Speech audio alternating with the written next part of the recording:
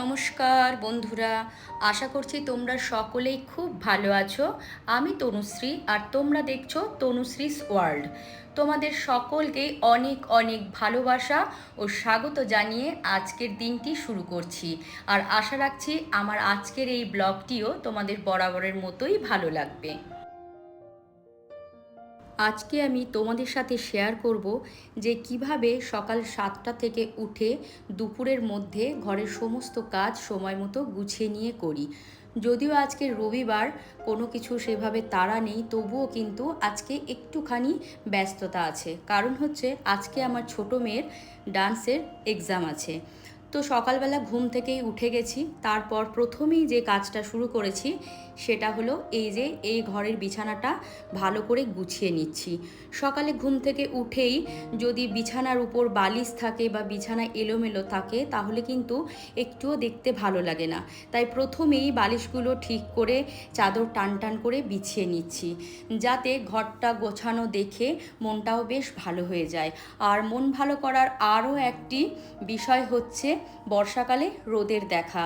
তো আজকে অনেক দিন পর বেশ সুন্দর আকাশে রোদ্দুর উঠেছে, চারিদিক যেন ঝলমল করছে। আর সব থেকে আমাদের যেটা সমস্যা, জামা কাপড় শুকানো, এ যেন এক বেজায় চিন্তা। তাই আজকে যেহেতু রোদ উঠেছে, তাই কিন্তু জামা কাপড় শুকানোর চিন্তাটাও কমে গেছে। তাই ঘুম থেকে উঠেই ভাবছি তাড়াতাড়ি সব কাজকর্ম সেরে নেব, যেহেতু মেয়ের এক্সাম আছে, ও খেয়ে দিয়ে বেরোবে। চলো তোমাদের সাথে সবটাই শেয়ার করব। আমি বরাবরই বিছানার উপর কোনো কিছু রাখা পছন্দই করি না। কোনো কিছু বলতে বালিশ বা ঢাকা নেওয়ার জন্য যে বেডশিট বা শীতকালের ব্ল্যাঙ্কেট, সব কিছুই কিন্তু বক্স খাটের ভিতরে ঢুকিয়ে দিই। আর যেহেতু আমার বক্স খাট, তাই এটা সমস্যাও হয় না। বিছানার উপর যদি বালিশপত্র বা বিছানাপত্রগুলো রেখে দিই তাহলে কিন্তু বিছানাটা এত দেখতে সুন্দর লাগে না। আর যখন দেখবে বিছানাটা খালি থাকে তখন রুমটাও কিন্তু অনেকখানি বড় দেখায় আর অনেক পরিষ্কার পরিচ্ছন্নও দেখায়।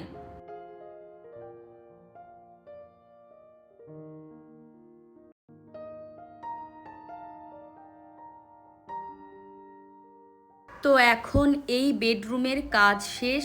এরপর আমি বাড়ির বাকি কাজগুলো একে একে গুছিয়ে নেব।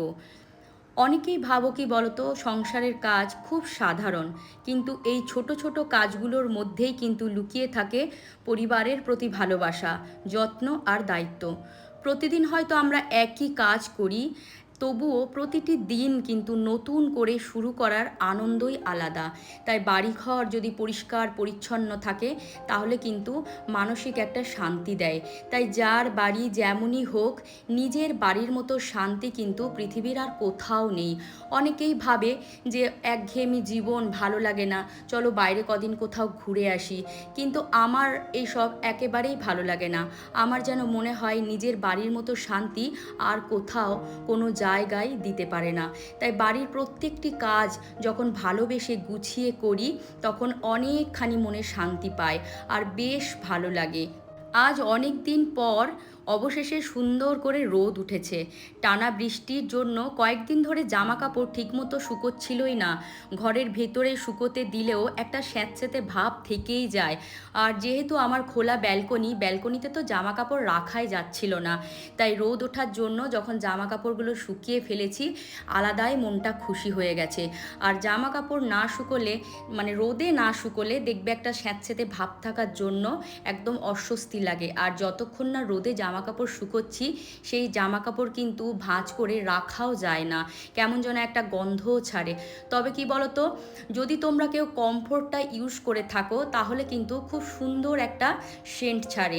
কারণ হচ্ছে যতই এই এখন বর্ষাকালে ভালো যতই সার্ফ দিয়ে কাচো না কেন, যতই সেন্টেড হোক, যদি একটুখানি তার মধ্যে কমফোর্ট দিয়ে যাওয়া হয় তাহলে কিন্তু জামা কাপড়গুলো অনেকখানি সুগন্ধ ছাড়ে আর বর্ষার যে স্যাঁতসেঁতে গন্ধ সেটাও চলে যায়। তাই সকালে রোদ দেখে আর দেরি করিনি, সব জামা কাপড় বাইরে দিয়ে দিয়েছিলাম। এখন দেখো সব সুন্দর করে শুকিয়ে গেছে। আর সত্যি বলতে এমন ছোট ছোট বিষয়গুলো মনকে যে কতটা ভালো করে দেয় সেটা তোমরাও বুঝতে পারছো। মনে হচ্ছে অনেক দিনের একটা দুশ্চিন্তা আজ দূর হলো। বর্ষাকালে রোদ যেন সত্যিই একটা আশীর্বাদ। শুধু জামা কাপড়ই নয়, ঘরেও একটা সতেজ অনুভূতি ফিরে আসে। এই রোদটা থাকতেই তাই চেষ্টা করছি যতটা সম্ভব সব কাজ গুছিয়ে নিতে, কারণ আবার কখন বৃষ্টি নেমে যায় তার কোনো ঠিক নেই। জীবনও কিন্তু অনেকটা এমনই, যেমন টানা বৃষ্টির পর একদিন হঠাৎ রোদ আসে, তেমনি কঠিন সময়ের পরেও একদিন ভালো সময় ফিরে আসে। তাই যত কঠিন দিনই আসুক, আশা ছেড়ে দেওয়া আমাদের উচিত নয়। ধৈর্য ধরে এগিয়ে গেলে একদিন না একদিন নিজের রোদের দিন ঠিকই আসে। তো এই ঘরের বাকি কাজগুলোও সেরে ফেলেছি। বাকি কাজ বলতে ওই একটুখানি টিভি ইউনিটটা ডাস্টিং করে নিয়েছি। এখন আমি চলে এসেছি রান্নাঘরে। যেহেতু মেয়ে বেরোবে, ওদিকে বড় মেয়ে ছোটো মেয়েকে রেডি করে দিচ্ছে। মানে ওই মেকআপ, টুকিটাকি, শাড়ি পরানো যেসব কাজকর্মগুলো থাকে সেগুলো এখন বড় মেয়েই ছোটোকে কিন্তু করে দেয়। ও কিছুটা আমার দায়িত্বগুলো পালন করে, দিদি হয়ে মায়ের মতো আর কি কিছুটা। তো যাই হোক, দেখো এখন চলে এসেছি রান্নাঘরে। তো এখন টিফিন বলতে ওই যে ডিম টোস্ট বানাচ্ছি। কিছু ব্রেড ছিল, সেটাই ডিম টোস্ট করে নিচ্ছি, ওকে খেতে দেব। যদিও আমার ছোটো মেয়ে ভীষণভাবে নার্ভাস, জানো তো, কিছুটা আমারই মতো। তো ওই যে পরীক্ষা আছে বলে বলছে, না মা আমি টিফিন খাবো না, এমনিই চলে যাব। তোমরাই বলো, গিয়ে তো ডান্সের এক্সাম দেবে, তাহলে যদি একটু টিফিন না খেয়ে খালি পেটে যায় তাহলে কতটা শরীর খারাপ করবে। আর আমরা মায়েরা সবসময় চেষ্টা করি যে মেয়েদের এই যে প্রবলেমগুলো সেগুলো যেন না হয়। ওকে এত বোঝাচ্ছি সকাল থেকে যে একদম প্যানিক করিস না, যা যা যা জিজ্ঞেস করবে তুই সবই বলতে পারবি, করতে পারবি, ডান্স করে দেখাতেও পারবি। কিন্তু ও সেই ভয় পাচ্ছে, বলছে কি জিজ্ঞেস করবে কি জানি, কি দেখাতে বলবে কি জানি, এই করে যাচ্ছে সমানে। ও ভীষণভাবেই নার্ভাস। তো যাই হোক, টিফিন এই যে বকে ঝোঁকে ঠিকই আমি খাইয়ে দেবো, আর খেয়েও নেবে। তবুও কী বলতো, আজকের টিফিনটা খেয়ে ও কিন্তু তৃপ্তি পাবে না, তাই একটুখানি আলাদা টিফিন করে দিচ্ছি, যাতে আর কি ওর মুখের স্বাদটাও বদল হয়। তো এই যে দেখো, শাড়ি পরানো যথারীতি হয়ে গেছে, অর্নামেন্টসগুলোও পরানো হয়ে গেছে। এখন এই যে খোপাটা বড় মেয়ে ঠিক করে দিচ্ছে। বড় মেয়েই কিন্তু সবটাই ওকে রেডি করে দিয়েছে, আমি শুধু একটুখানি ভিডিও ক্লিপিংস নিচ্ছি। আজ একটা কমেন্ট পড়ে আমার মনটা ছুঁয়ে গেছে। সে হলো অর্পিতা দে জয়ী। তুমি আমাকে লিখেছো যে দিদি ভাই, তোমাকে দেখে অনেক মেয়ের সংসারে এগিয়ে যাওয়ার সাহস হবে, দুর্বল হয়ে পড়বে না। এই কথাগুলো আমার কাছে শুধু একটা কমেন্ট নয়, এটা হচ্ছে আমার অনেক বড় প্রাপ্তি। আমি জানি প্রত্যেক মানুষের জীবনেই কিছু কঠিন সময় আসে, আর আমার জীবনেও এসেছিল। কিন্তু সেই কঠিন সময়ের মাঝেও আমি বুঝেছি জীবন থেমে থাকে না। আর এই সময় আমি অনেক কাছের মানুষের আসল রূপগুলোও দেখতে পেয়েছি, জানো তো। তুমি যখন ভালো থাকবে না, তখন মনে হবে যে সবাই তোমার পাশে আছে, তোমাকে সাহস দিচ্ছে, তোমার সঙ্গে আছে। কিন্তু তোমার জীবনে যখন বিপর্যয়গুলো নেমে আসবে, তখনই তুমি কিন্তু পৃথিবীর আসল রূপটা দেখতে পাবে। বিশেষ করে কিছু চেনা মানুষ, কিছু আত্মীয় স্বজন, কিছু পরিজন, সবাইকে তুমি চিনতে পারবে। তারা তাদের স্বরূপ নিয়ে ঠিক দেখবে তোমার কাছে হাজির হবে। জীবনে লড়াই তো আছেই, এ আবার আর অন্য লড়াই, নিজের পরিজনদের সাথে লড়ার। তবে কি বলতো, তুমি যদি সঠিক থাকো তাহলে কিন্তু ঝড় যতই আসুক, একদিন না একদিন সেই ঝড় থেকে তুমি নিজেকে উদ্ধার করতে পারবে। যারা কঠিন সময়ের মধ্যে দিয়ে যাচ্ছ, তাদের শুধু একটা কথাই বলবো, যে নিজের উপর বিশ্বাস হারিও না। আজকের দিনটা হয়তো কঠিন, কিন্তু আগামীকাল নতুন আশা নিয়ে আসবেই। ওকে মানুষ করা মানে 4টে বাচ্চা মানুষ করার সমান, এতটাই দুষ্টু ছিল আমার বড় মেয়ে। এরই মধ্যে কিন্তু ছোটো মেয়ে ডান্সের এক্সাম দিয়ে চলেও এসেছে। আর যেহেতু ও আসার পরে ওর ওই যে সমস্ত ড্রেস সব খুলতে হবে, তার জন্য এই ঘরটা কিন্তু আমি ফেলে রেখেছিলাম। তাই এই ঘরটা সব শেষে গুছিয়ে নিচ্ছি, কারণ জানোই পরীক্ষার পর ওই যে সমস্ত কিছু আবার গোছাগাছি করে খুলে রাখবে, এমনিতেই আবার ঘর এলোমেলো হবে। তাই যাতে বেগার খাটুনি না খাটতে হয়, তার জন্য ভাবলাম কি যে মেয়ে আসুক, একেবারে সব কিছু খুলে নেবে, তারপর সব জায়গা মতো আবার গুছিয়ে রাখবো। তাই সে আসার পরেই এই ঘরটা গুছিয়ে নিলাম। আর তাতে ছোট মেয়েও কিছুটা আমাকে হেল্প করলো, কিছু জামা কাপড়ও পরেছিল, সেগুলোও গুছিয়ে জায়গা মতো রেখে দিয়েছি।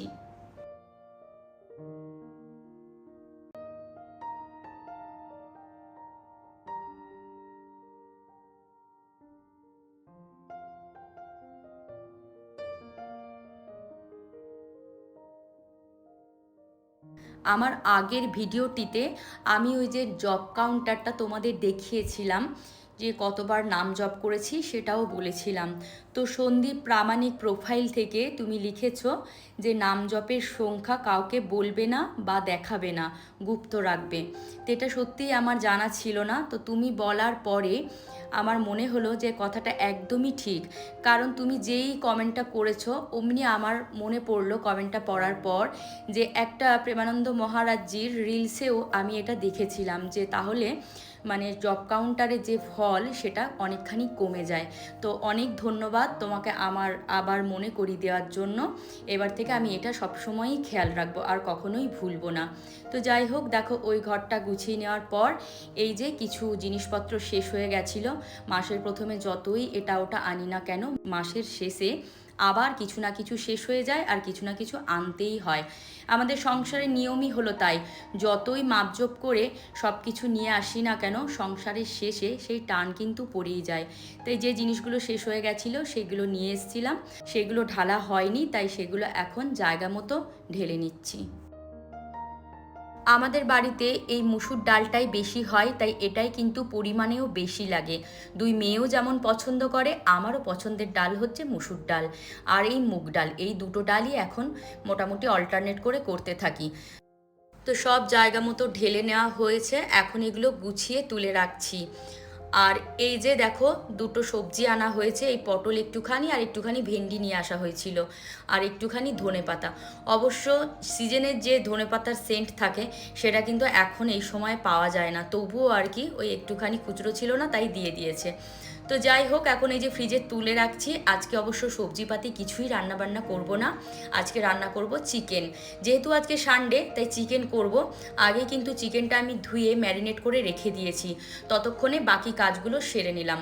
এবার সমস্ত গোছাগুছির কাজ কমপ্লিট করে রান্নাটা সেরে নেব।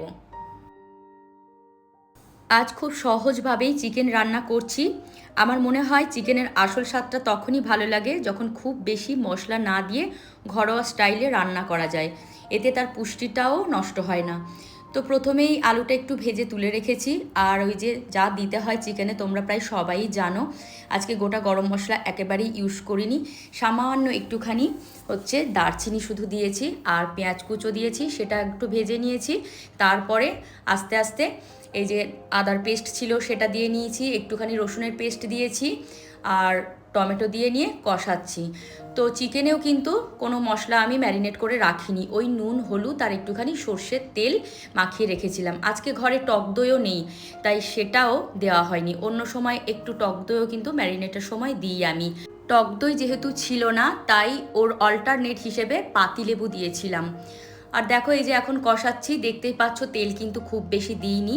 আর এদিকে এই যে ওল সিদ্ধ করে নিয়েছি, ওটা ওই সর্ষের পেস্ট দিয়ে আর একটু অল্প কাঁচা লঙ্কা দিয়ে সর্ষের তেল আর পাতিলেবুর রস দিয়ে ওল সিদ্ধটা মাখা করব। এই যে ভেজে রাখা আলুটাও এখন দিয়ে নিলাম।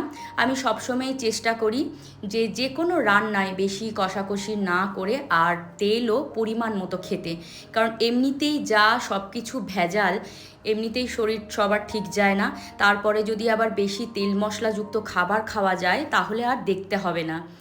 তো আজকের এই রান্নায় শুধু চিকেন আর হচ্ছে ওই ওল মাখা। পরে অবশ্য আমি স্যালাডও কেটে নেব, কারণ স্যালাড ছাড়া চিকেন একদমই ভালো লাগে না। তো আমার ভিডিও দেখতে দেখতে যারা এই পর্যন্ত চলে এসেছো, ভিডিওটির যদি কিছু অংশ তোমাদের ভালো লেগে থাকে তাহলে অবশ্যই সাবস্ক্রাইব করে পাশে থাকার অনুরোধ রইল, আর লাইক দিয়ে কমেন্ট করে জানিও আমার ভিডিও তোমাদের কেমন লাগছে।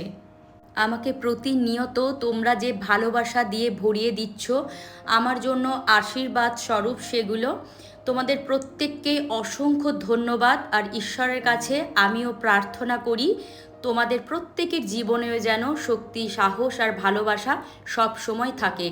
এই জীবনে ভালোবাসাটুকুই শুধু থেকে যাবে, মানুষের সাথে মানুষের বাহ্যিক যে ব্যবহার সেটাই কিন্তু থেকে যাবে, তাছাড়া কিন্তু আর কিছুই থাকবে না।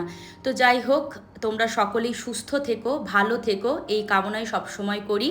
অনেক দিন পর যেহেতু ভালো রোদ উঠেছে তাই পাপোশগুলো রোদে দিয়ে দিলাম।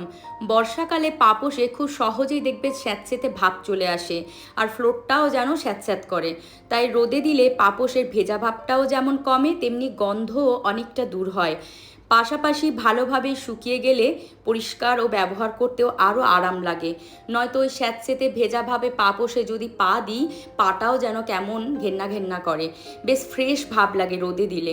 তাই আমি রোদ দেখে আর লোভ সামলাতে পারলাম না, পাপোশগুলো তুলে ঝটপট রোদে দিয়ে নিলাম। ততক্ষণে এদিকে ঝাড়টাও দিয়ে নিচ্ছি। তো আমার ঘর ঝাড় দেওয়া প্রায় কমপ্লিট। এবারে ঘরটা ভালো করে মুছে নেব। আজকে যেহেতু রোদ উঠেছে তাই ঘরটাও মুছবো। তো ভিডিওটা আর বেশি বড় করছি না, সব যদি তোমাদের দেখাতে চাই তাহলে ভিডিওটা অনেকখানি বড় হয়ে যাবে। তো দেখো এখন এই যে অলরেডি কিন্তু সব মোছামুছি আমার কমপ্লিট হয়ে গেছে, ঘরও শুকিয়ে গেছে, তাই পাপোশগুলো আবার জায়গা মতো পেতে দিলাম। তো আমার ঘরের সব কাজ কমপ্লিট, এখন চলে যাব স্নানে। তো আজকের মতো বিদায় নিচ্ছি, দেখা হবে আবার পরের ভিডিওতে। টাটা।